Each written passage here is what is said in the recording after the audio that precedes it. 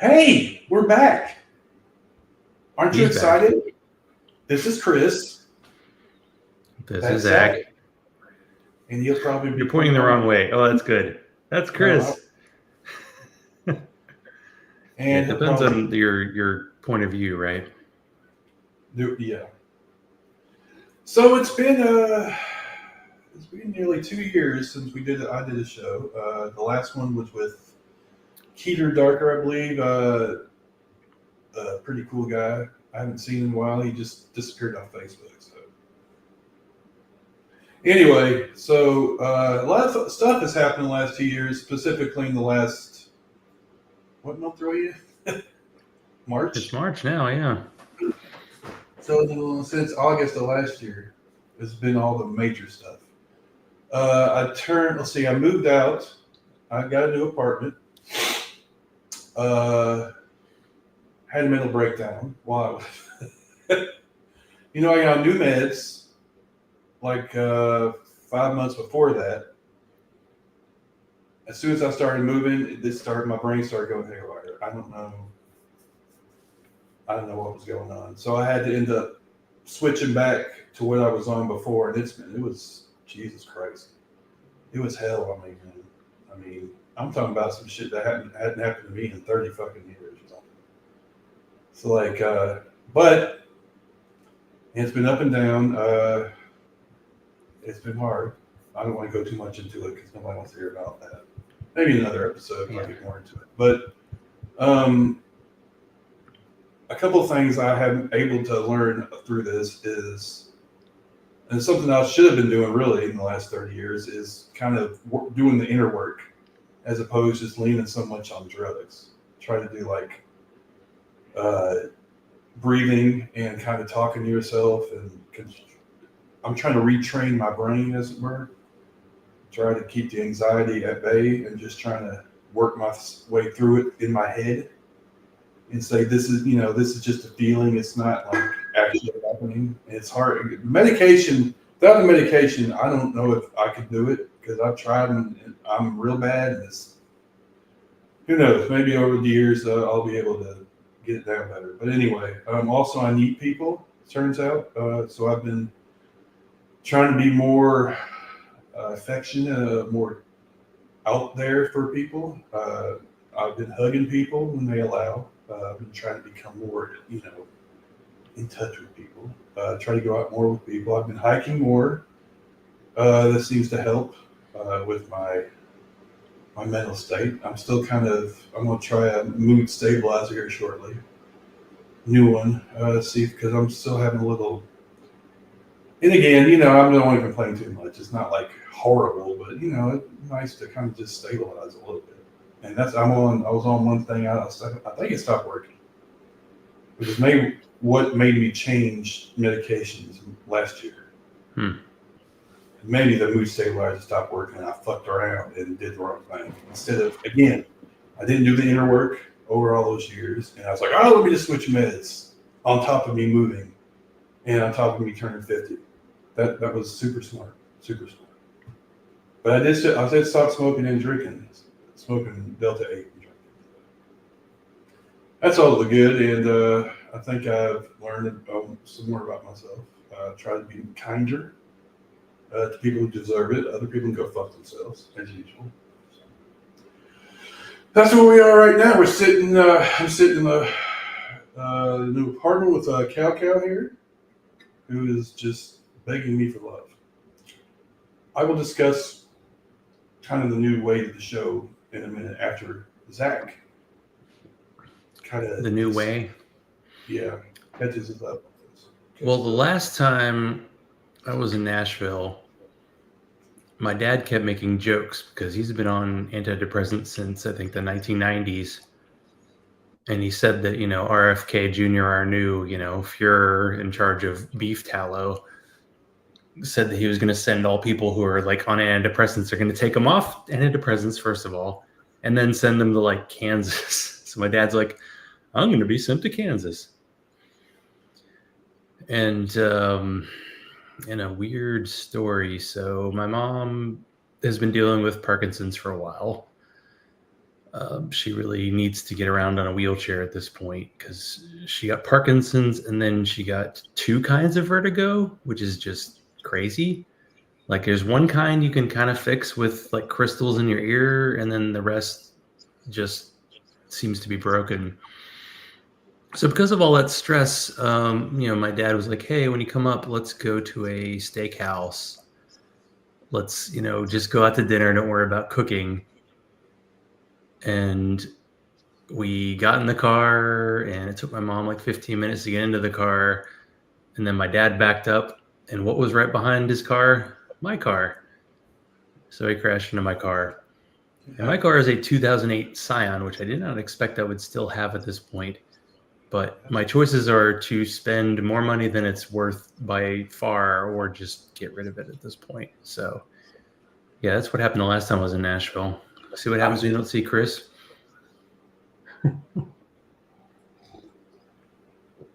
But in terms of life in general, let's see. So I quit Sacrilege Cast because I think I was just having Chris and David Fitzgerald on the loop. And I just didn't want to reach out to new people, and the atheist community wasn't really, I don't know, just wasn't going so well for me. So I stopped doing the show. And over the past 3 years, wife and I we went to London, we went to Italy, we went to Paris, and the last trip we took was to Portugal. So we've done a lot of international travel.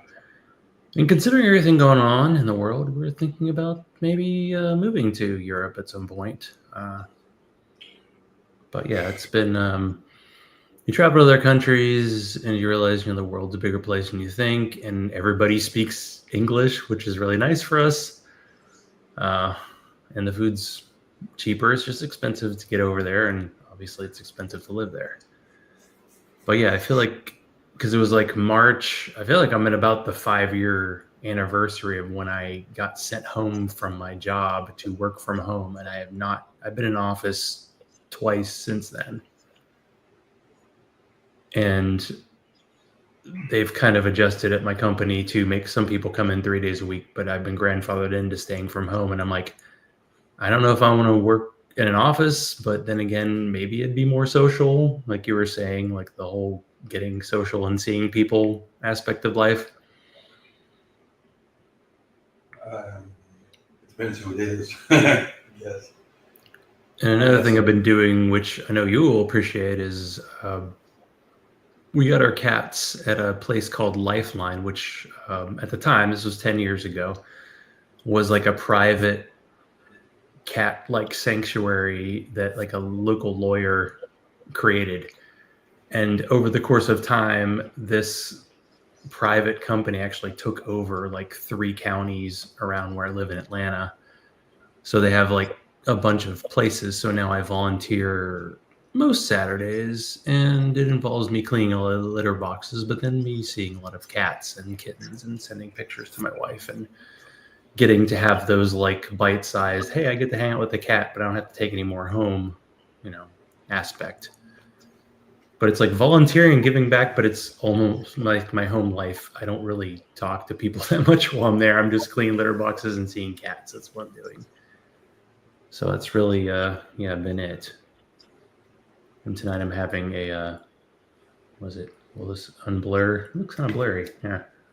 Barrel aged double fudgy brownie stout. This is a beer that you can only get in Nashville. I can't get it in Atlanta anymore. So It's like it's like combine a brownie with booze. So I've allowed myself samples. So if I see Zach again, he has one of those, I will be taking a sample of that. If I drink that whole thing, I'd be passed out for the whole fucking day. I have no tolerance. I'm pretty impressed because, like, for a while, you were like me, a drinker, and you gave it up. Like, did you just go cold turkey? Yeah. it had been a thing that I'd been doing because I'd stepped it down to 2 drinks. I don't know if you remember that. At first, I was doing 2 drinks, trying to, and then that started inching back up again. Problem is, I'm a binge drinker. Once I start, it's very hard for me to stop. Something happened Labor Day Labor Day before last, I guess. I had an incident with some I will not go into, but let's just say it really. I was like, I'm done. This is fucking ridiculous. I'm done with this because obviously I can't control myself, so I'm just stopping. And I haven't drank since. I've lost weight. I don't know if I mentioned if I had lost weight last time or not, but I lost like 50, 60 pounds, I think. 50 pounds. I mean, it makes sense because the kind of stuff we like is not the low calorie beer. Well, see, I don't know if it had to be a combination because I did intermittent fasting. I started eating better, and then yeah, that beer is not a joke. That shit's heavy as fuck.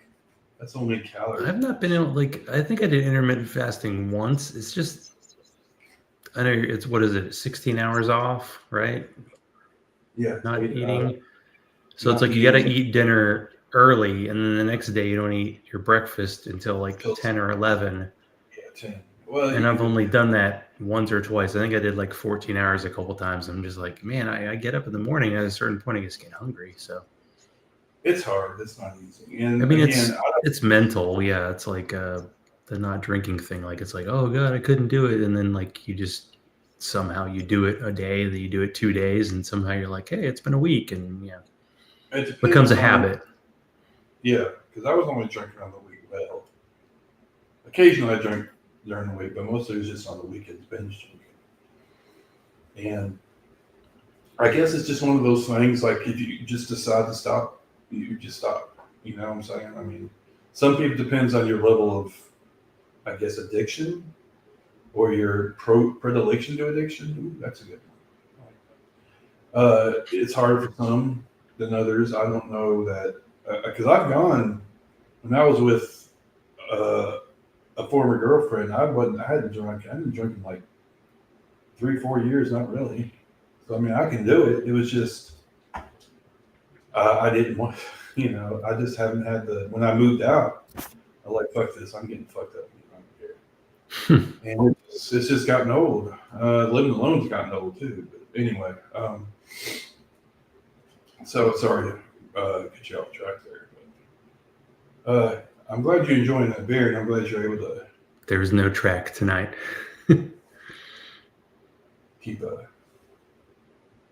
keep it. People got that switch. I don't have that switch. Where's it? Okay, time to stop.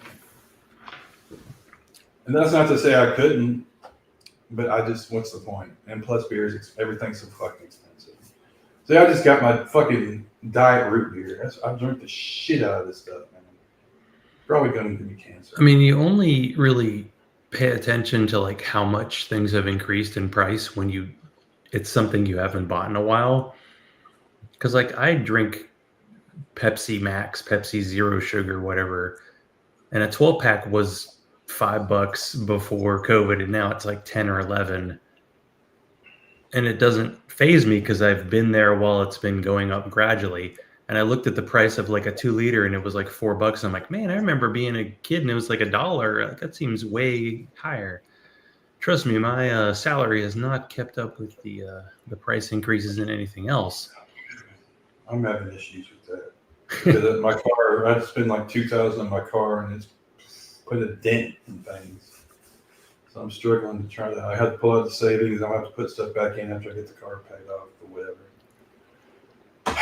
And you can't, used cars are just as bad. I mean, the used car market's like way up because nobody can afford newer cars, and plus the I heard there was like a limitation on the amount of like used cars that were available like during COVID, but I think it's still going on because my wife has a 2017 car, and when she goes to the car dealership, they like offer her more than she paid for the car, or at the same. Like you buy a new car, it's like as soon as it's off the lot, it's worth 20% less, and it's like, dang. And I had a friend who just had a car totaled, and it's like, gotta buy a new car. I'm like, yeesh. That's why I've been like not sure if I want to keep my old car or get a new one, because you keep it. But if we have one car and between the two of us, we're at home most of the time, if both of us need to drive somewhere at some time, we can take a Lyft or something. Well, how many miles are on? My car is like 156,000. That's not It bad has for it. barely any mileage in the past, 5 years because I haven't gone anywhere. Like I go to my parents' house like 4 or 5 times a year, and other than that, I go to the grocery store. Like My car has 185,000 miles, and that's a 2013. I'm running that motherfucker to the wheels fall because I at can't this part, afford. the car that functions is good enough. Like I just bought a new cord that like connects me to my phone so I can use that. But I mean, I had just 2 weeks before that accident, I had just put like $500 on my car, which is probably worth 1,500 at most. And it was just like, come on. But that's what happens, My car is Shit happens when you're not ready. Yeah, when I was having the bell breakdowns when my car started fucking up. So that was that cat likes anyway. you. How about that? Huh? That cat likes you. Shit, I fear. I'm on the cap, so that means Cow is going to make more of a presence. Yeah, I got rid of the desk. I had to de-roachify everything, so I just got rid of everything. So now I just have like this cheap coffee table and a couch.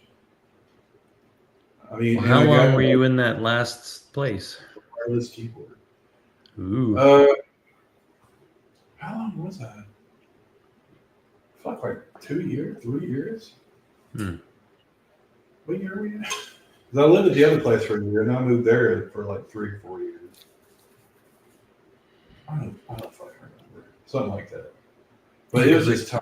That place, I don't know. That place, the apartment was old. The apartments were old as shit. Fucking carpeting and everything. Fucking roaches. Fucking, you know how they do. Older apartments, they just paint over everything. At least this place was built in 2014, so I mean, it's not bad. It was about the same price. I mean, so I said, fuck it. Get out of the roach motel. Yeah, last apartment I lived in, my roommate ended up buying it as a condo. And then they found out it was like over like a sinkhole. So it was like a total financial disaster. I'm like, man, I'm glad I didn't get into that. Yeah. Because I was living, with my wife in a 1-bedroom place, and we were, for some reason, the people above us, like their hot water heater would like leak into our place like every few months, and insurance just didn't like it. So I was like, we need to get out of here. So we were lucky to sell the place for like what she paid for it and got a house during, while the market was terrible. And 15 years we've, gotten close to paying for it, but geez, that's just like a pipe dream for so many people at this point. Nobody can afford a house. Things are rough. It's rough times. Yeah. Yeah, we're going through rough shit right now. And I think I don't need to tell everybody that because everybody fucking knows, right? Yeah. So the idea, I want to go ahead and get the idea, the new iteration of the show is going to be, I don't know, positive. I don't want to be toxic positivity, just making like, oh, everything's great, it's fucking shit. However, I don't want to. You can go see that anywhere. That is shit. We're two white guys, and we're going to be positive white guys. Positive. Do we have to? I mean, positive in the sense, of trying to do something that you can do. Because politics are fucked. Democrats ain't doing shit. They're just letting Republicans do whatever the fuck they want. You got a fucking narcissistic orange man baby who doesn't know shit. And then you got fucking you got a real African fucking things up. Elon. So he wanted to talk about Obama being African when he actually isn't. But anyway, that's another thing entirely.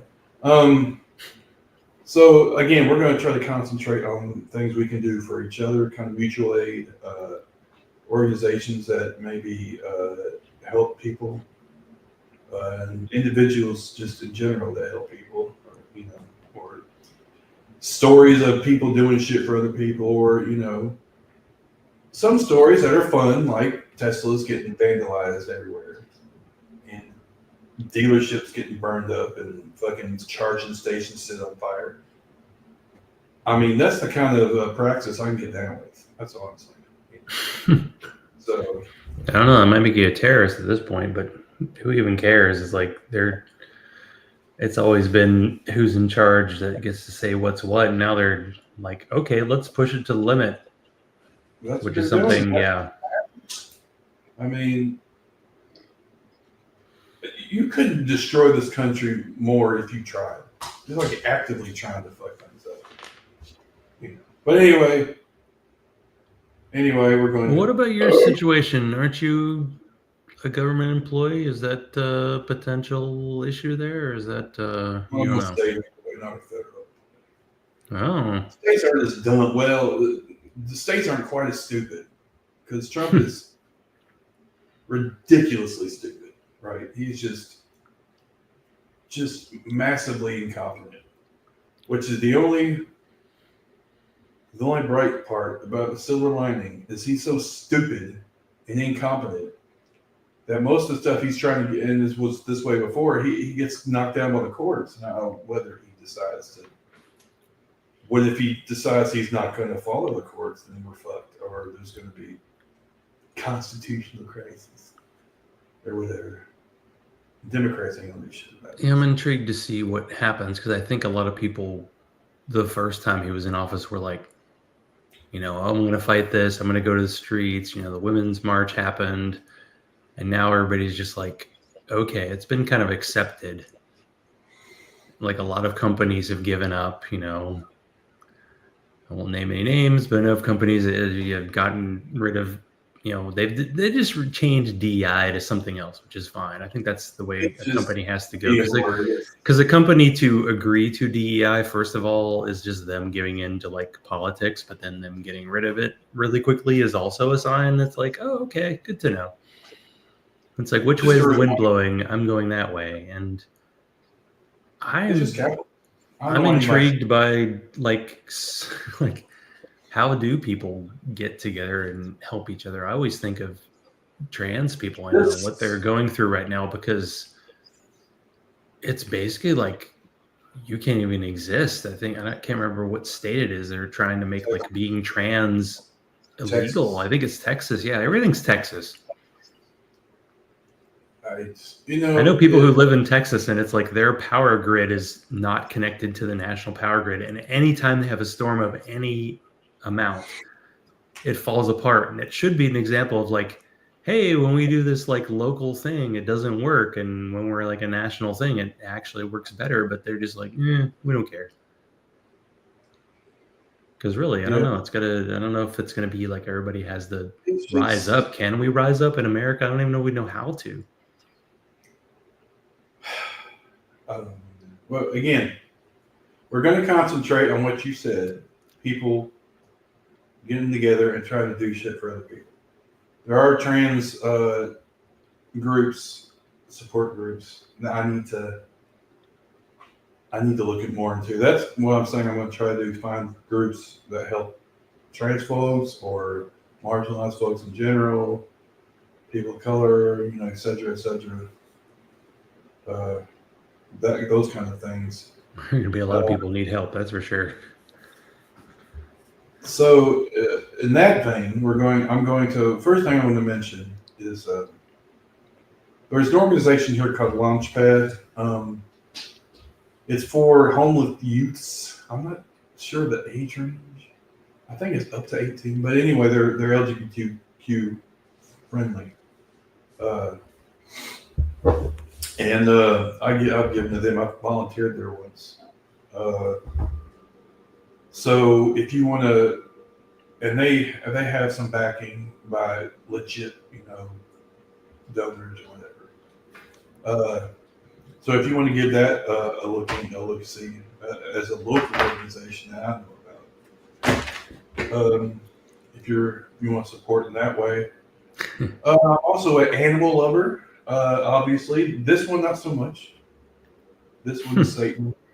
But there's a place here called the Cat Cafe, or the Catio. I'm sorry, the Catio. Yeah, I Who, started following the Catio on Facebook just because I like cat pictures better than anything else. I went there with my mom and posted a whole bunch of shit. And you can adopt the cats that are there. And now they even have an older cat section, if you know. And troubled cats, or they got some condition or something. One had, when I was there, a COVID.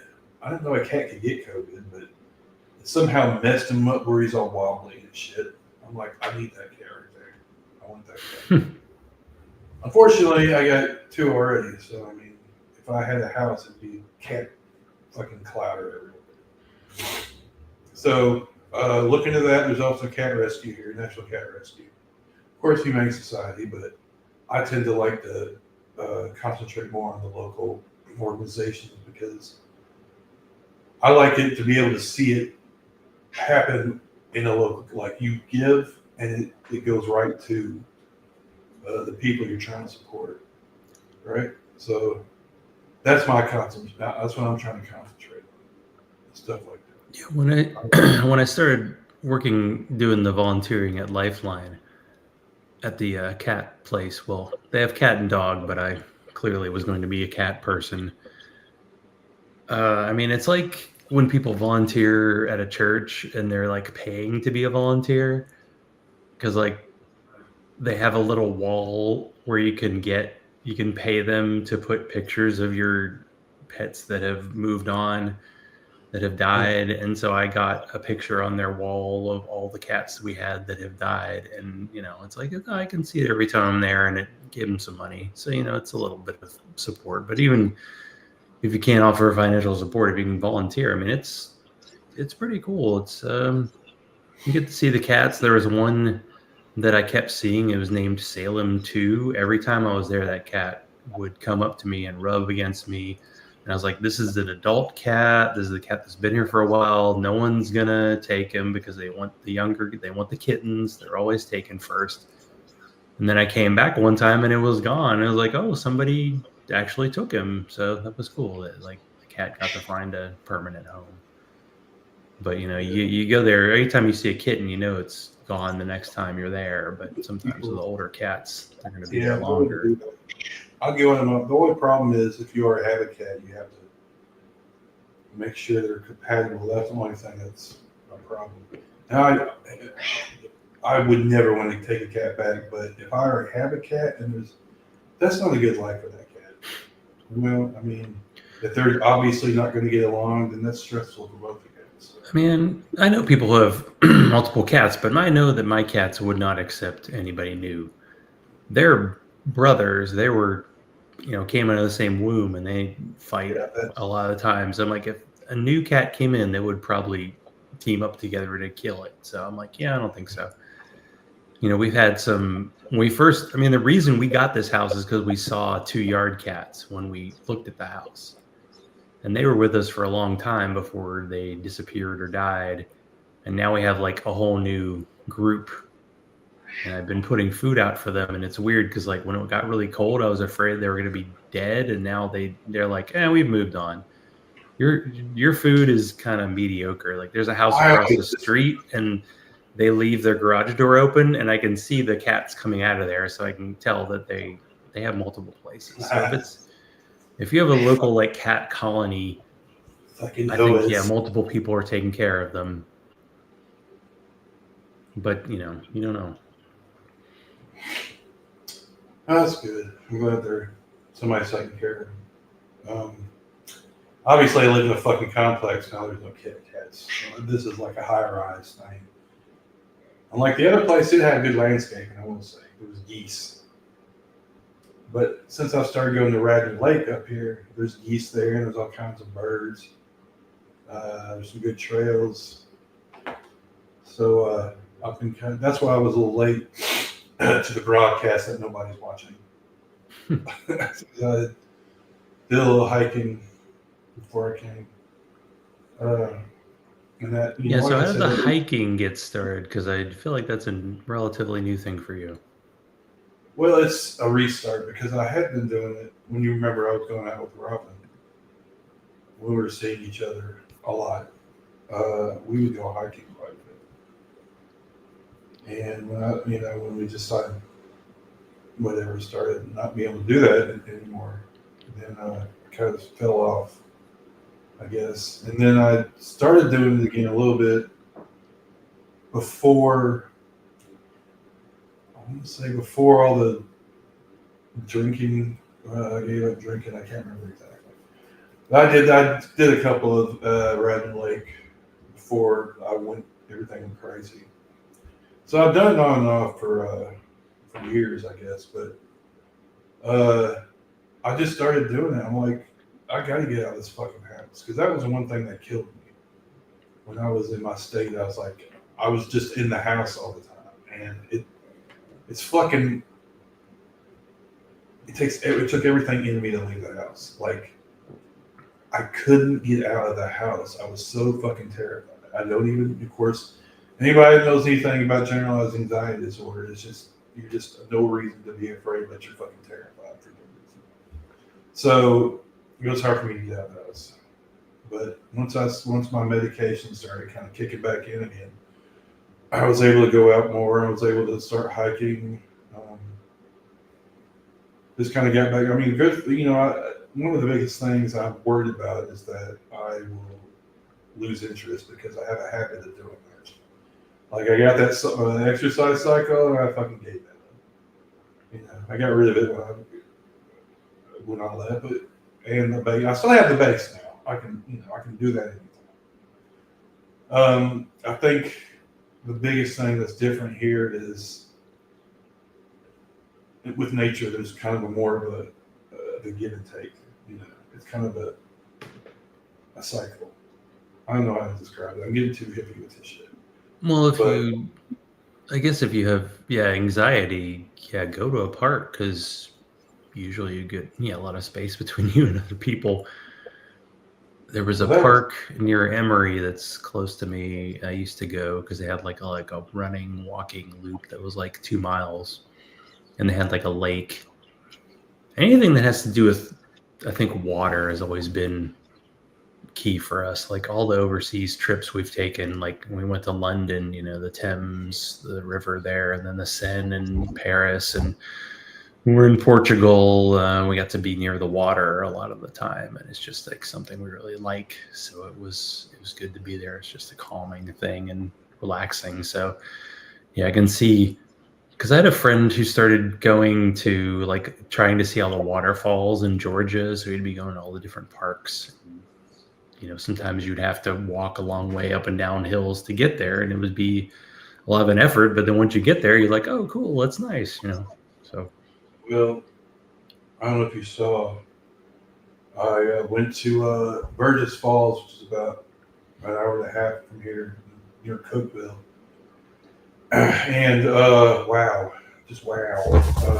that really, I don't know, I felt kind of like, wow, this is almost like a religious experience.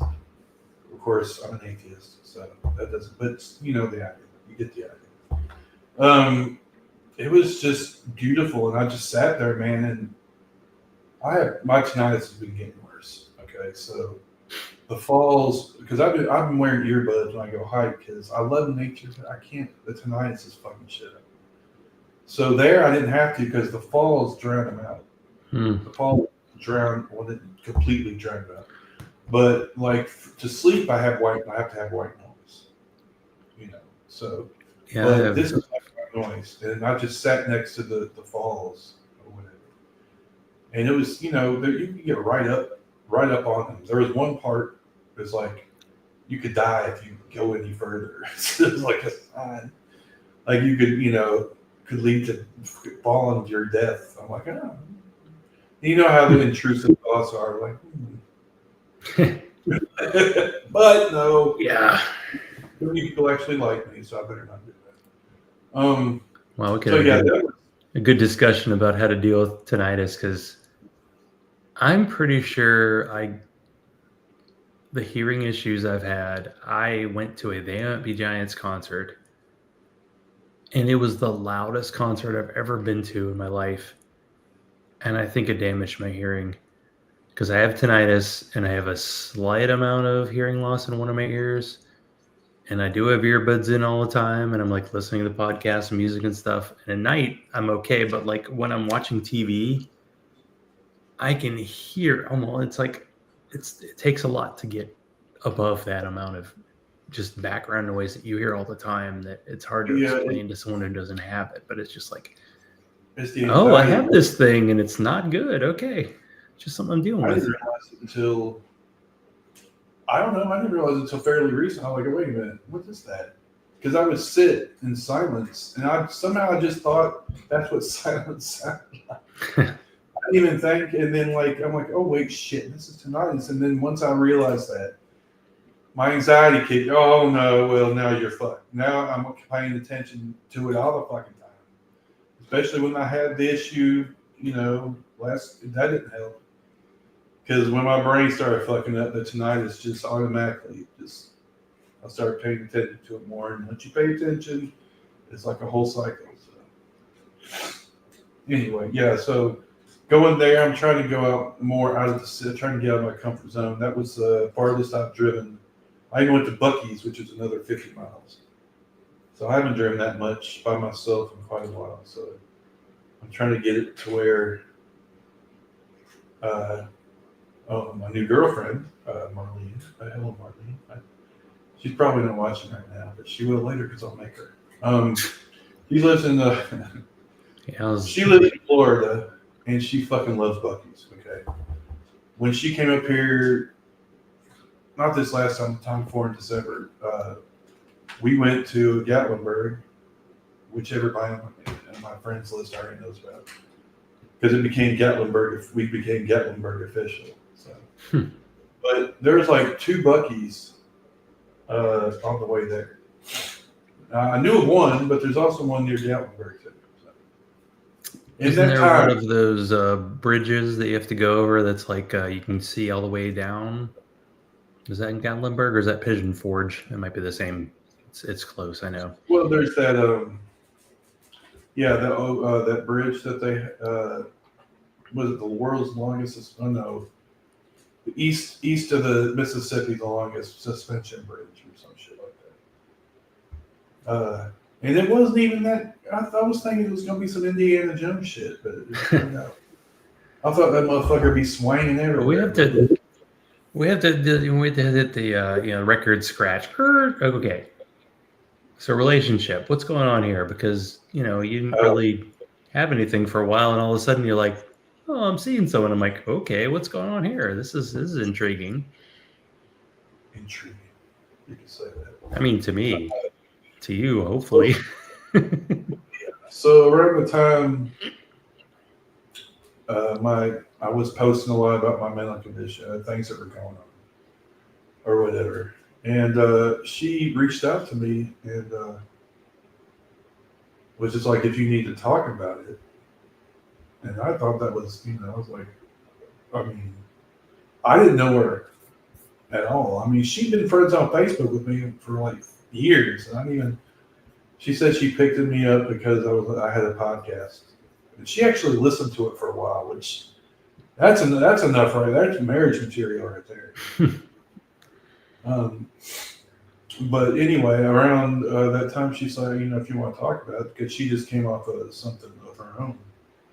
She had a kind of I don't want to get too much into it because that's her tale to tell, but she was having some issues. So we just started talking. First it was off and on, but then I think in October, we really started talking a lot. And we just texted each other pretty much for a month, and we started talking on the phone.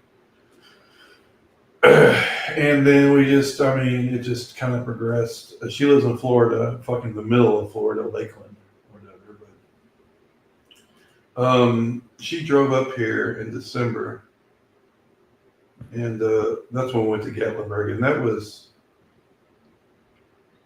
I don't want to overstate it, but it's kind of hard for me not to, because it just felt like the most romantic shit I have done in like years, right?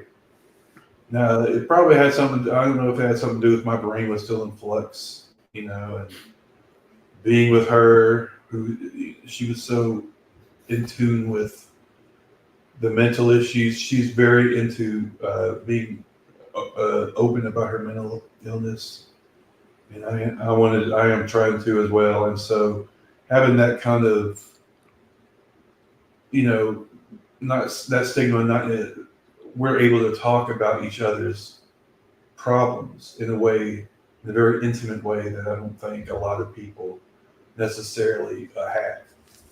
And so that's what drew me to her. I mean, she reached out to me, and so that meant a lot to me. And so I already was interested in that from that, and then from there, she just demonstrated she's empathetic, kind, but she can be an ass when she needs to be. She's not a complete pushover. She's a nurse, so she has to lay it down sometimes. But yeah, our crazy compliments, I think, each other, right?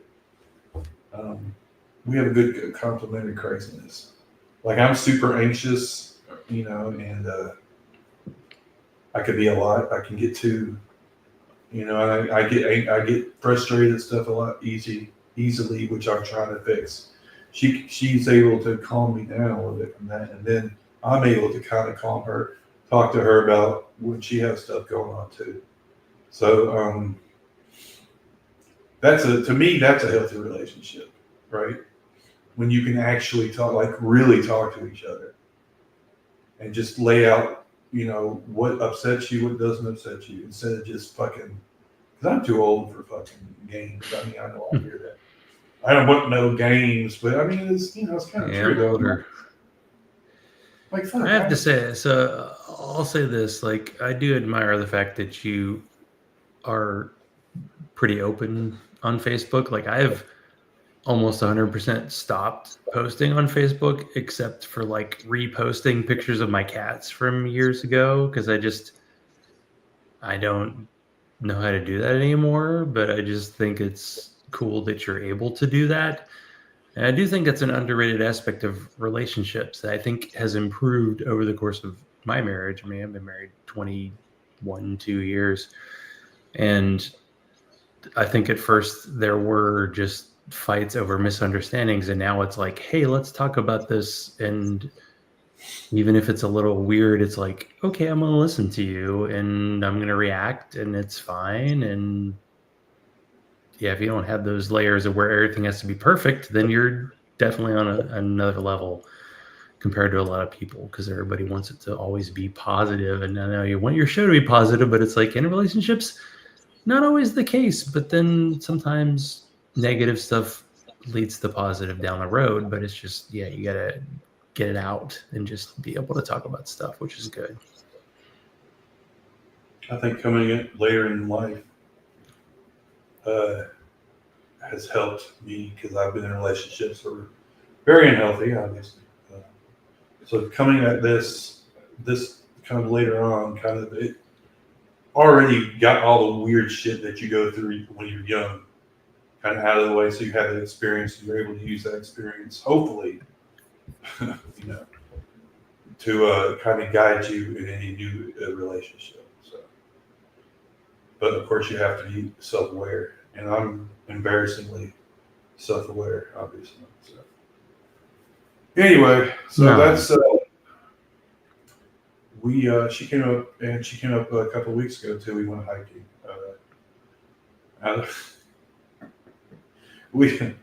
We went to some natural area. I wanted to go because there was falls there, I thought, and they weren't great, but I mean they were okay. But we went down there, and there is a lot of inclines, and like there was this one part where like you had to basically crawl up some rocks. And I love her to death, but she was just so miserable because I've been hiking fairly regularly, so I was a little more in shape. And I don't want to, but she's not used, it was warmer. It started getting warmer, and she was okay. It was funny. Don't worry about the popo in my background here. It's like emergency vehicles right behind me. I don't even know if you can hear that, but whew, man, it's like the loudest it's been in a while. She's gonna kick my ass if she sees this. But it was fun. Are you going to go to Florida on purpose? Is this going to happen? So I mean, I feel like, isn't it your turn, or is it? We'll see. Yeah, it is. Okay, so anybody that knows me at all well knows that I absolutely hate driving more than like a couple hours away. I mean, I drove to fucking Hickory, and that was 8 hours, and then I drove back. Jesus fucking traffic because the fucking what happened? The bridge fell did something, and like it was the only road. It was backed up for miles. I was sitting there dozing off in traffic because I had gotten too fucked up night before, go figure. Sleep apnea, which I was untreated. But anyway, yeah, 8 hours as long as I think as far as I've driven. I don't like driving by myself is the biggest thing. Driving by myself, the first I've gone was Montgomery when I was out of time. But she disappeared. So I'm trying to work my way up to it, and my anxiety is kind of it's like once I get going, most of the time I'm okay. It's just that doing it, getting to the first step is the hardest part. So my idea is, and another thing is my car.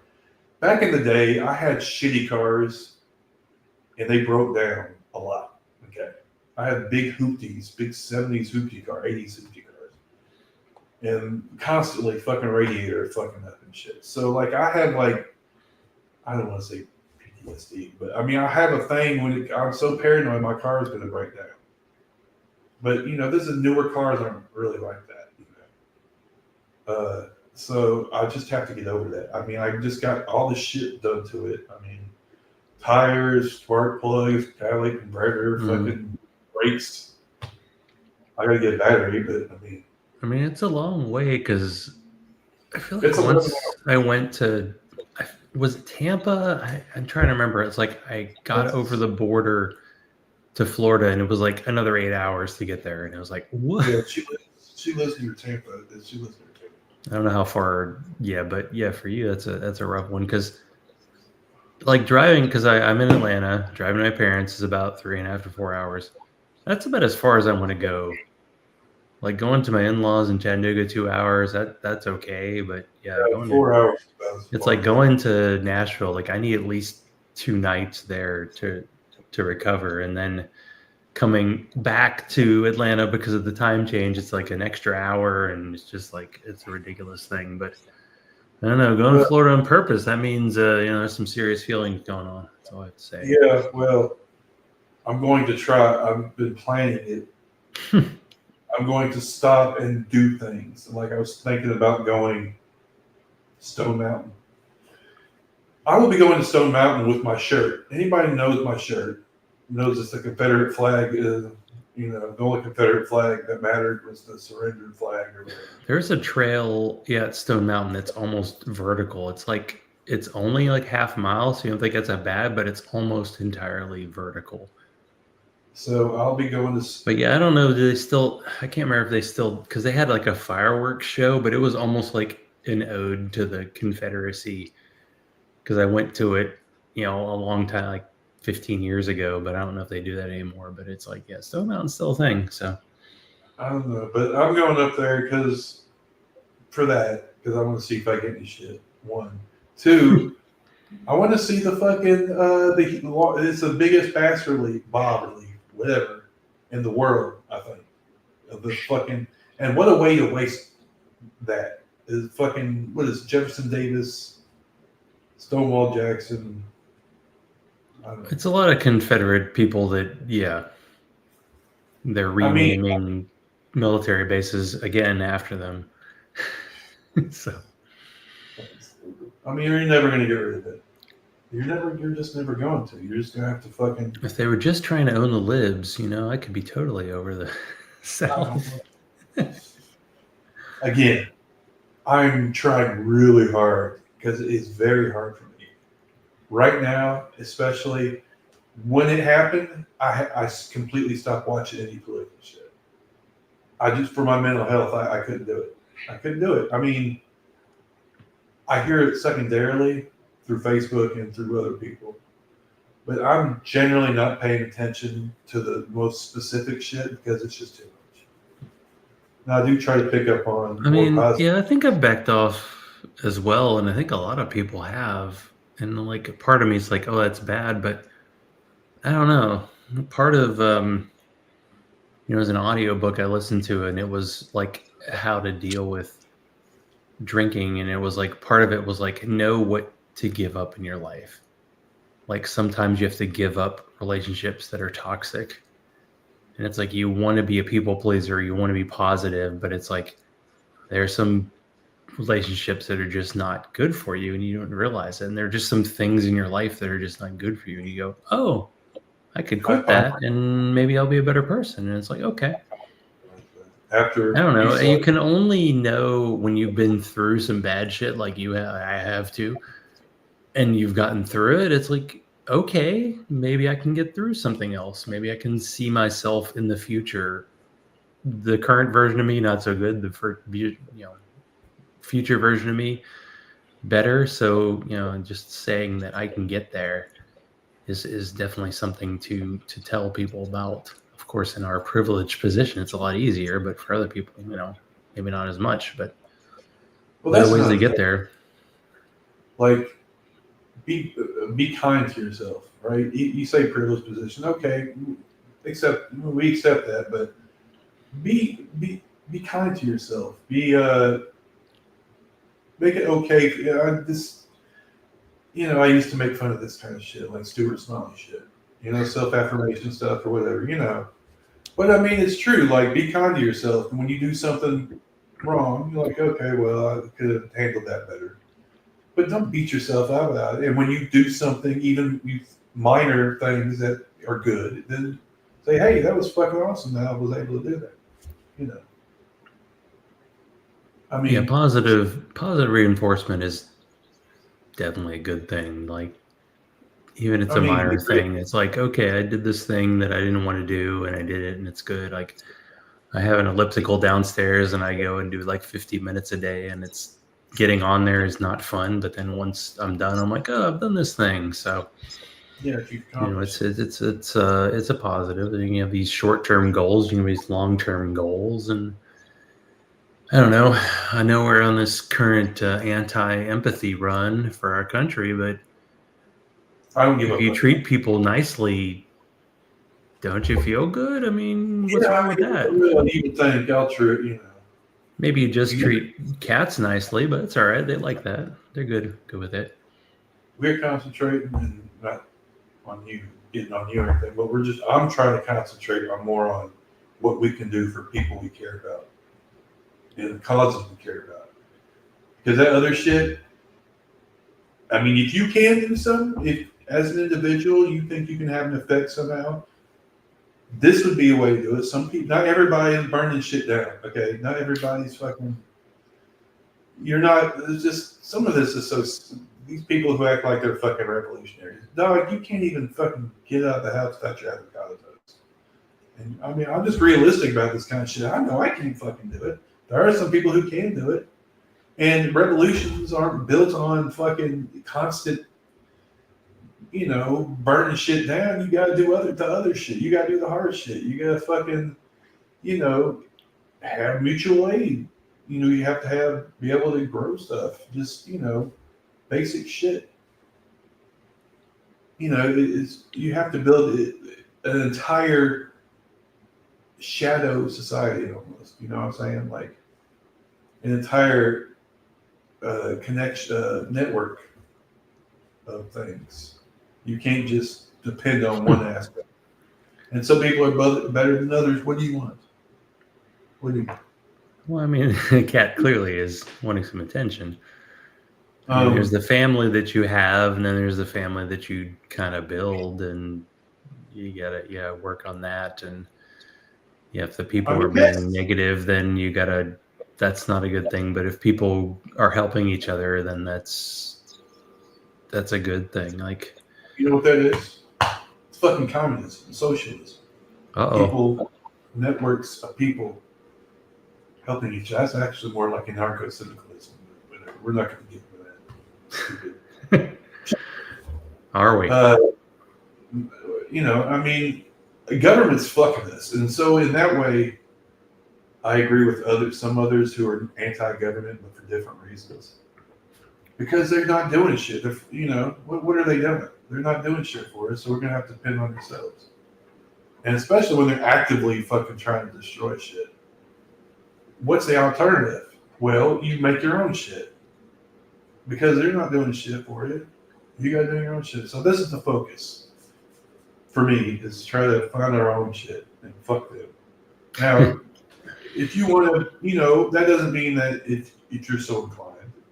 Doesn't mean you don't pay attention to what's going on, but you realize what you can have control of and what you don't have control of. Knowing the difference, right? So that's the key, right? So that's my goal, is try to help people and try to see if I can talk to people who know how to help, how to organize or do things, separate things, whatever. That's the whole idea behind this. Not so much talking about politics anymore, because what the fuck for, honestly. You got fucking Gavin Newsom talking to fucking Steve Bannon. Gavin Newsom, who's supposed to be super liberal, governor of California, motherfucker talking to fucking Charlie Kirk. We're fucked. The Democrats are shit. Yeah, it's not good because California is very So where do you left go wing, from you'd there? think, but it's kind of like, I live in Atlanta, which is, it's always voting Democrat, but they're also like, hey, give money to Cop City, extra money for militarized police. It's just like, when there's no other side, it's just like, it's not good. It's like the bad side of it. I've said this.